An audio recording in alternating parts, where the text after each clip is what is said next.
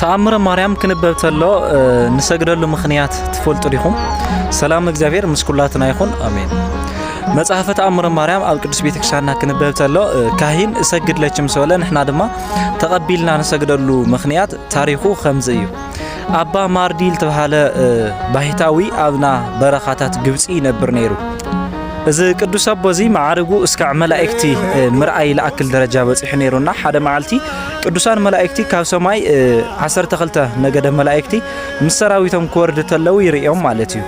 እና ዝነገር እዚ ስለለ ጨነቆ ለእግዚአብሔር ጸልዩ እሳቶም ላብ ገዝኡ ሞጽኦም ልከግልሱ ሓተተ ማለት እዩ። እግዚአብሔር ድማ ጸሎቱ ሰሚዑ እዞም ቅዱሳን መላእክቲ ገዝኡ ወይ ድማ ላብ በዓልቱ ልከግልሱ ገይርዎም ማለት እዩ። ዳሕራይ ክጥይቆም ተሎ ዓለም ድያ ክትሓልፍ ደሪሃ ምጻት ድዩ ከአክል ደልዩ እስኻትም ትወርድ ለለኹም ክብሎም ተለስ አይ ኖ ቅዱስ ዮሐንስ አፈወርቅሲ ኣብ ቁስጥንጥንያ ለእመቤታችን ቅድስት ድንግል ማርያም ከወድሳ እዩሞ ናዩ ውዳሴ ናያ ምስጋና ከወድሳ ተለሲ ኢና ክንሰምዕ መጽና ይብልዎ ማለት እዩ።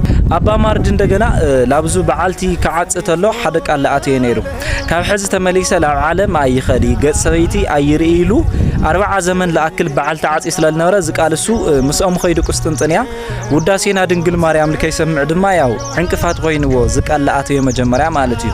እና ለእግዚአብሔር ጸልዩ ተአይሉ ቅዱስ ዮሐንስ አፈወርቅ ከወድሳ ተሎ ኣብ ቁስጥንጥንያ ኮይኑ አነ ድማ ኣብዚ ኮይነ ተቀቢለ ከወድሳሲ እግዚአብሔር ልሳና ናክልቴና ልክሰማማዕ ስግበሮ ኢሉ ለእግዚአብሔር ጸልዩ ማለት እዩ። ልክዕ ከምና ቅዱስ ባስልዮስ ዘቂሳርያና ከምና ቅዱስ ኤፍሬም ታሪክ ማለት እዩ። እና ቅዱሳን መላእክት ድማ ወጥዮም ላብ ቁስጥንጥንያ ክኸዱ ኣብ ለወለሉ ግዜ አባ ማርዲ ታይልዎም በሉ ተኸዱ እንድሕር ዳኹምኩም መሪቅኩም ሕደጉን ኢልዎም ማለት እዩ። ግን ትምርቁን ተለኹም ቅዱስ ሚካኤል ልመረቅካኒ ቅዱስ ገብርኤል ከይትደግሞ ቅዱስ ገብርኤል ልመረቅካኒ ድማ ቅዱስ ሩፋኤል ከይትደግሞ ኢሉ ለ12 ነገደ መላእክት ነጊርዎም ማለት እዩ። እና ነንባዕልኹም ኢኹም ትምርቁን ኢልዎም እና ቅዱስ ሚካኤል ሰራዊት ሒዙ ክወጽእ ተሎ እግዚአብሔር ብዚ ሃብኻይል ይምርቆ ማለት እዩ።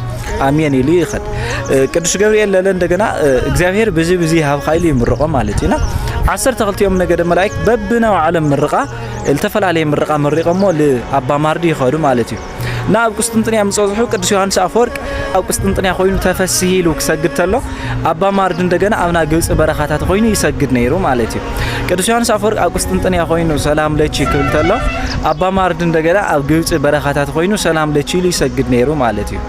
ስለዚህ ቅዱስ ዮሐንስ አፈወርቅ 8 ጊዜ ተፈሲሂ 3 ጊዜ ደማ ሰላም ለቺልዋ ብጠቅላሉ 11 ጊዜ ሕዚ ኣብ ተአምር እንሰምዖ ማለት እዩ። 8 ጊዜ ተፈሲሂ 3 ጊዜ ደማ ሰላም ለቺሉ ቅዱስ ዮሐንስ አፈወርቅ በዚ ምኽንያት እዚ ድርሰት እዚ ተደሪሱ ቅዱስ ቤተክርስቲያንና ደማ እስካዕ ሕዚ ኣብ ተአምረ ማርያም ልተነበበሉ ኩሉ ጊዜ ንሕና ደማ ከምቲ አባ ማርድና ቅዱስ ዮሐንስ አፈወርቅ ላተቀባበሉ ድሰገድዎ እዚ ካህን ሰላም ለቺ ክብል ተለ ንሕና ደማ ተቀቢልና ሰላም ለቺልና ንሰግድ ተፈሲሂልና ድማ ንሰግድ ስለዚህ ምኽንያቱ ዝዩ ማለት